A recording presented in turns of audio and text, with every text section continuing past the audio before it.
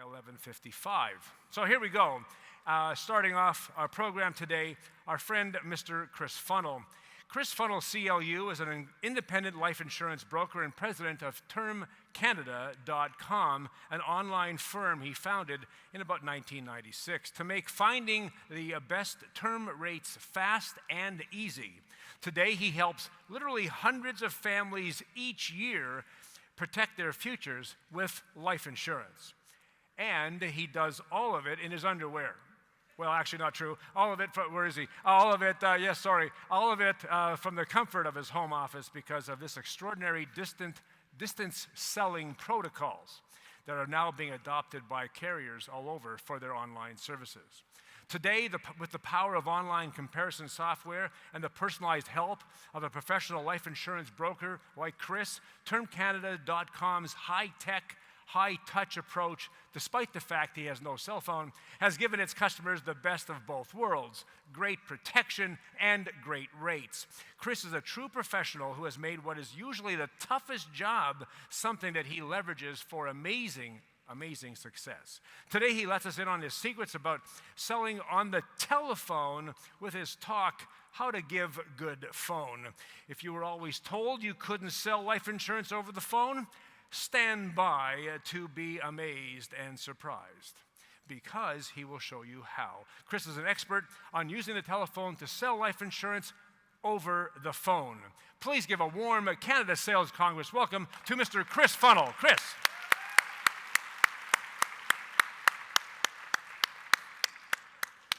Get him, brother.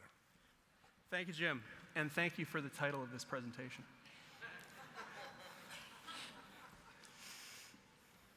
Imagine having so many life insurance leads you didn't know what to do. How would you work them? What would you do? Would you call them up and try to book the appointment? Would you call them up, try to close the deal on the phone? Would you email them? Would you sell the lead, or maybe even start your own MGA? 30, 40, 50 leads a day coming in from all across Canada, from Newfoundland to BC. And by leads, I mean people who were actively online shopping for term life insurance. They found your website. They used your online term quote plugin on your website to generate their own lead, and they gave you their name and their phone number and their email address.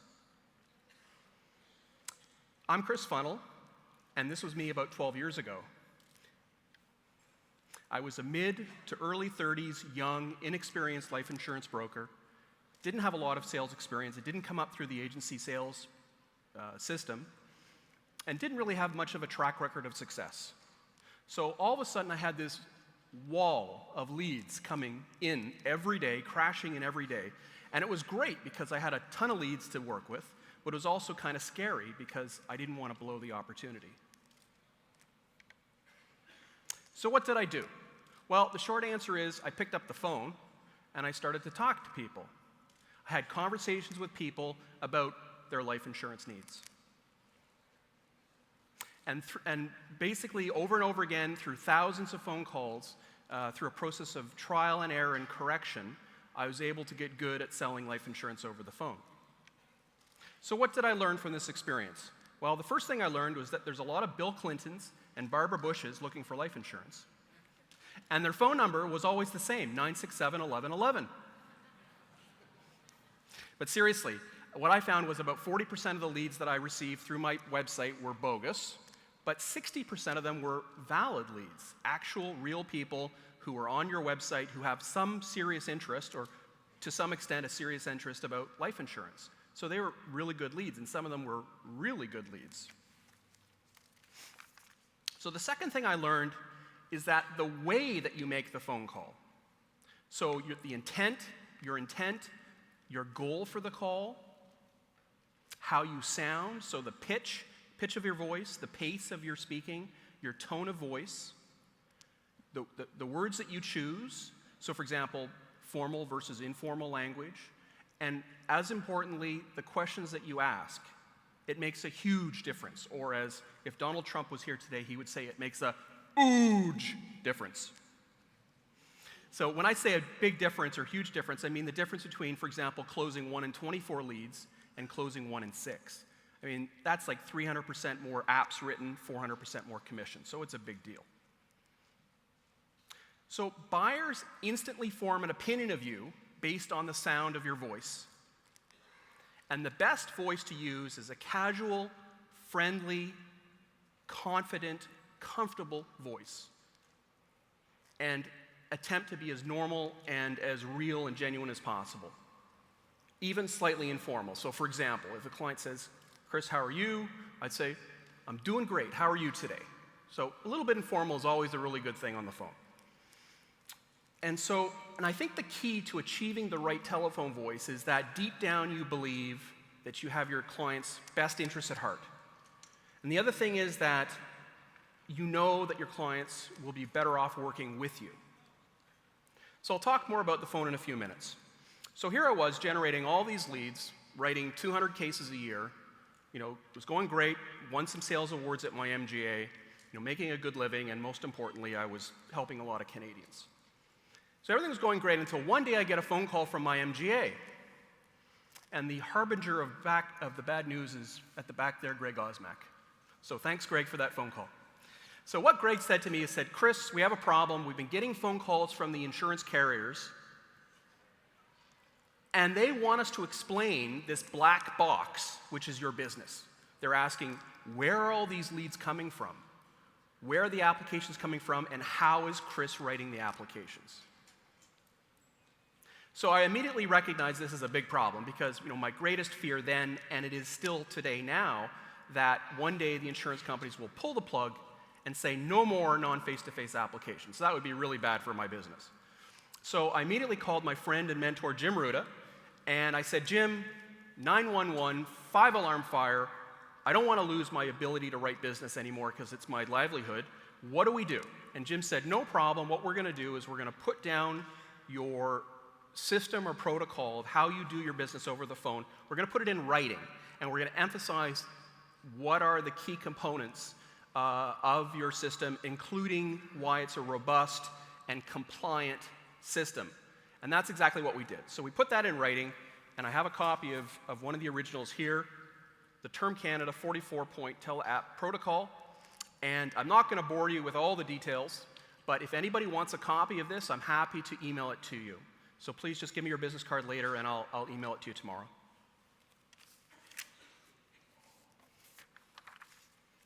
So I remember we had a meeting with one of the chief underwriters at one of the major insurance companies because they wanted to know about my business. And so we went through the protocol, and at the end of the conversation, he said, "This is great. I'm really comfortable with this approach. I'm happy to accept the business. And by the way, the way that you handle the phone call in terms of going through the medical questions with your clients is such a great system, it's almost like," the comment that sticks in my mind, he said, "it's almost like we don't have to order the nurse paramed anymore. It's so thorough."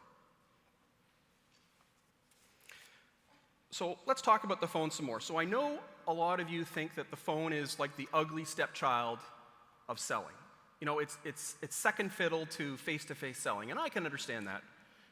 But I found that the phone is a very warm and personable and emotional medium where you can really connect very well with your clients and prospects. So be human. Use humor. Humor is one of the best ways to break the ice with a prospect. And you don't use phony humor, but you look for opportunities to insert humor where appropriate. So I'll mention one of my usual jokes that I use over the phone in a minute. So have a laugh whenever possible. And the key to telephone prospecting is having your client or prospect see you as a real human being as opposed to an anonymous salesperson. So people want to deal with people, buy from people they like and they trust. Salespeople who make them feel heard, valued, respected, and even a little bit pampered quite often. So since the phone doesn't allow the eye-to-eye contact, it's your voice and your words that you choose to use, which is everything. So you want to convey that you're positive, you're prepared, you're focused, and you're worth listening to. So when a salesperson sounds professional and succinct and confident and provides value with their message, people usually listen. That's what I found. So how do I talk to people on the phone. So I'll just give you a quick example. So, I have a standard opening when I call people, and I use the same standard opening thousands of times. And it goes like this. So the phone rings, client picks up the phone. Hello? I'll say, hello, can I speak to David, please? This is David. Yes, hello, David. My name is Chris Funnell, and I'm calling from Term Canada. And then I'll pause. And the reason I pause is I don't want to come across as a pushy salesperson. I want to basically let him think he's in control of the phone call. If they want to interject, that's perfectly fine. So it's Chris Funnell from Term Canada. I received your name through my Term Canada website, and I understand you are doing quotes for term life insurance. Again, pause. They'll quite often say yes, and I'll say, and the reason for the call is I'm calling to ask what you're looking for. And that's it. That's all I say. And it's the same thing over and over again.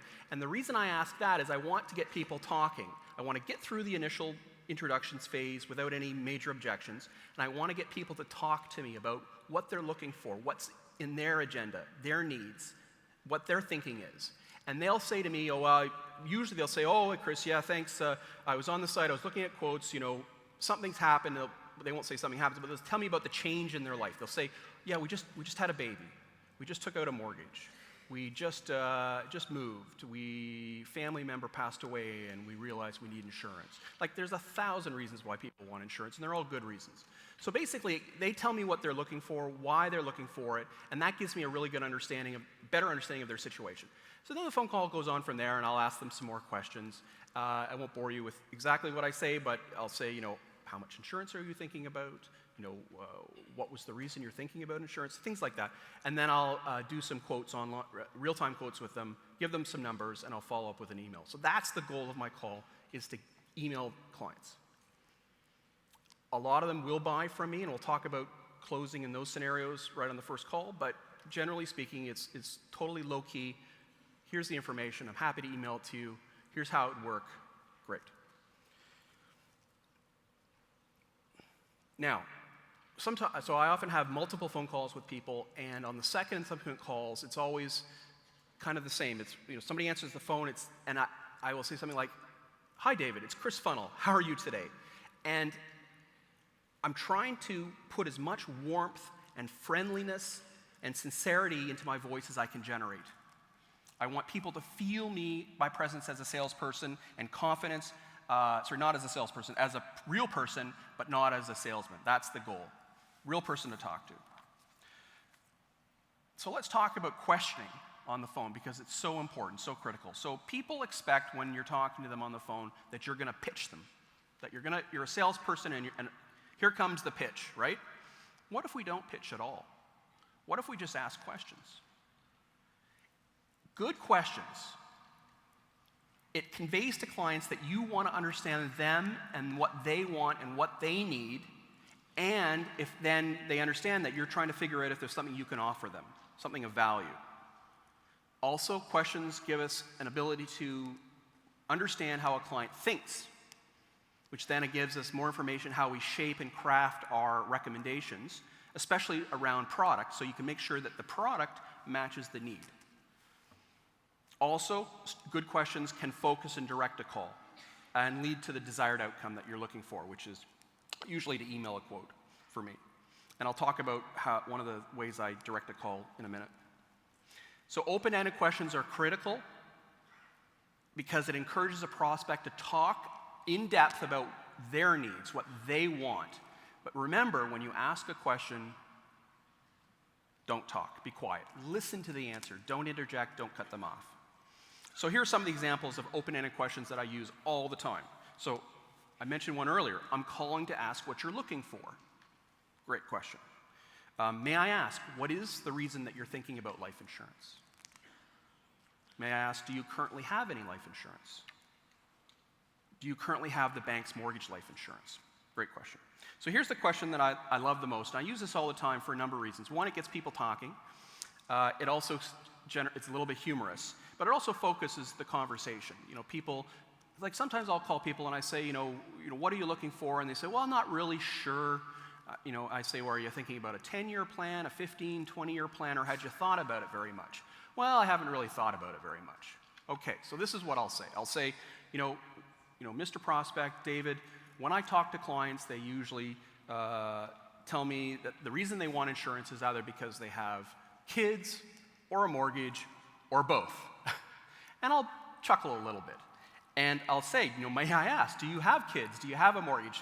And this is great because it's giving me information, but more often than not, the client's going to respond with a laugh. He'll say, do you have kids, kids or a mortgage or both? And he'll say, oh yeah, I got kids, I got a mortgage. So it's a humorous thing, it works. So humor's always great. So let's talk about some power phrases that I use all the time. So if you want to echo somebody's response into a question, you'll say something like this. If I understand you correctly, and then you repeat back the point or the idea that they are trying to make, is that correct? So for example, if I understand you correctly, you're looking for insurance because XYZ, and you'd like it to do it XYZ way, is that correct? And the client will go, yeah, absolutely, that's exactly what I'm looking for, Chris. Here's another one. What I hear you saying is, and then you basically paraphrase back what they said, is that right? If you want to empathize with the client's feelings, you say something like, I can appreciate that. Or, I understand how frustrated you must feel. So for example, let's say they applied for life insurance through the bank mortgage life insurance. They had a crappy experience. They got declined maybe because of pass-fail underwriting at the bank. You say to them, I can understand how frustrated you must feel. Empathize with people. I'm sorry that happened. Simple way to invite the prospect to tell me more about. So sometimes people, they'll say, I need the insurance, Chris, I need $643,800 of insurance. I'll say, okay, no problem. Now why is that? So I can understand where they're coming from. Also, if you don't understand what somebody's saying, you say, what did you mean when you said, whatever. Checking in questions. So sometimes you're kind of going down a line of thought, but you want to make sure the client's with you over the phone. So you'll say something like, how does that sound? So for example, if they need the insurance by, the beginning of next month, they say, David, what we could do is I can send you the applications today. You'd get them in 2 days. We could go through the form on Friday, and typically it's 2 to 3 weeks to get approved. So you'll have coverage before your move date. How does that sound? Right? Does this make sense? Would that work in your situation? So also, use simple verbal cues to acknowledge the conversation, and encourage and motivate, and tell clients that you're listening to what they're saying. So sometimes I ask questions, and people will talk, and they'll talk, and they'll talk. And that's great, and I'll let them talk as much as they want, and they'll say this, they'll pause, and then they'll keep going, blah, blah, blah, blah, pause. And sometimes, after the second or third pause, they'll stop and say, are you still there?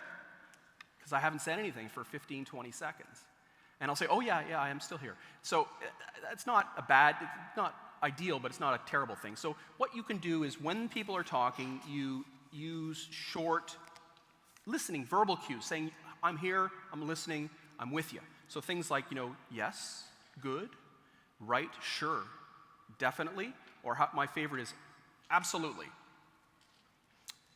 The flow of questions is easy. So basically the thinking is that whenever possible, make sure that your next question that you ask has a natural flow from the answer that you just received. So you asked the client a question, they gave you an answer. So based on that, there's kind of a logical, like something else you need to know, so there's a logical flow to the questions. So go with that.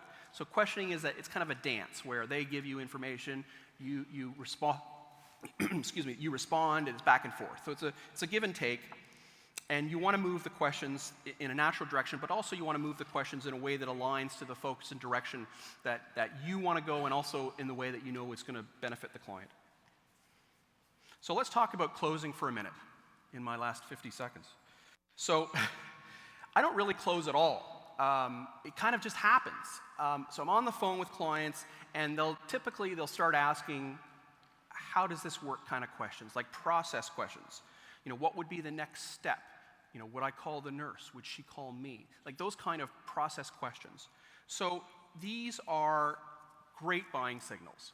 And so what I'll do then is I'll take those buying signals and I will typically ask a soft close. So I'll say something like this. I'll say, David, when I talk to clients, they usually tell me one of two things. They either say, thank you for the quote, I want to think about it some more, and I'll let you know. And I say that's absolutely fine.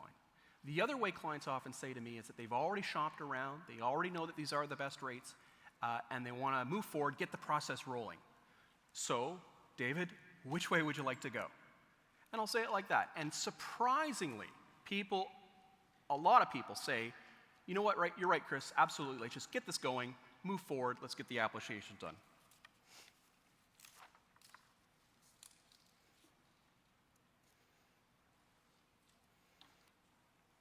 Very quickly, talk about the internet for 30 seconds. So the internet, lead generation websites, they've changed the way that many of us gather information about our prospects, but it's also changed the way that they gather information about us. So when it comes to how we sell, which is one real person to another, not much has changed. Great salespeople have always asked good questions, discovered their clients' needs, and offered solutions. What seals the deal today is the same thing that sealed the deal 20 years ago with the 3-martini lunch, which is a personal connection to our prospects, understanding what our buyers want, and delivering results. So it's conversation, not technology, which is the key to proving yourself worthy of a client's business. So again, conversation, not technology. In fact, the more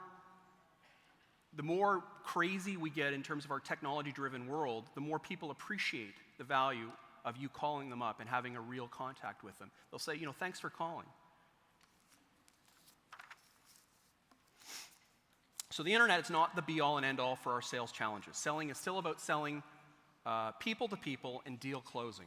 What's changed is the way that buyers and sellers access the information and what they expect from us. So there's something called the moment of relevance, and this is the point at which customers have completed their research, typically online, and are ready to make a decision. So this is the moment when they rule us in or they rule us out. And we want to be top of mind and first in line when that moment comes around. There's a famous Woody Allen quote that 80% of business is showing up. That's so true. 80% of the time is the person who calls first and is friendly on the phone is going to win the business. So in summary, when you get a lead, you need to pick up the phone right away and be friendly. Thank you very much. Thank you. Thank you. Well, thank you, Chris. You've thrown my timing off, but that's okay. Anyway, I get paid on timing. If we're on time, we're good. Otherwise, I'll charge that off to you anyway. Not a problem. Outstanding. I love this idea about the tone of your voice being the key to selling. And it reminds me, and I was talking to Chris about this one day not long ago, I do Reuters Rules on investment executive television, but the program, I had a producer once tell me that the best voice you can use is the voice of a father, a mother, giving advice to a child. And I mean proper advice and say, here's how I can help you change your life. And I think that's what you heard from Chris, the right kind of voice, the kind of voice that came from his heart, like we heard from David earlier on. Coming from there, what a big difference. Your intent is your tone because you have their best interests at heart. That makes such a difference. Those protocols, you see the work that he's done. I encourage you to ask Chris for those. You will see things you probably have never seen. The order of business, and you could benefit yourself by having that sort of order of business and how you do things. You heard about the power of the pause to prevent pushiness.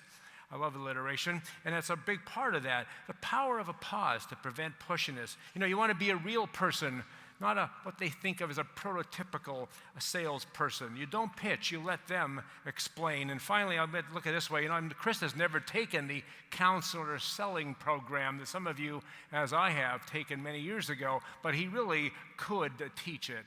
What you heard today, those cues, the listening skills, what an extraordinary lesson for all of us. So one more time, would you please thank Mr. Chris Funnell.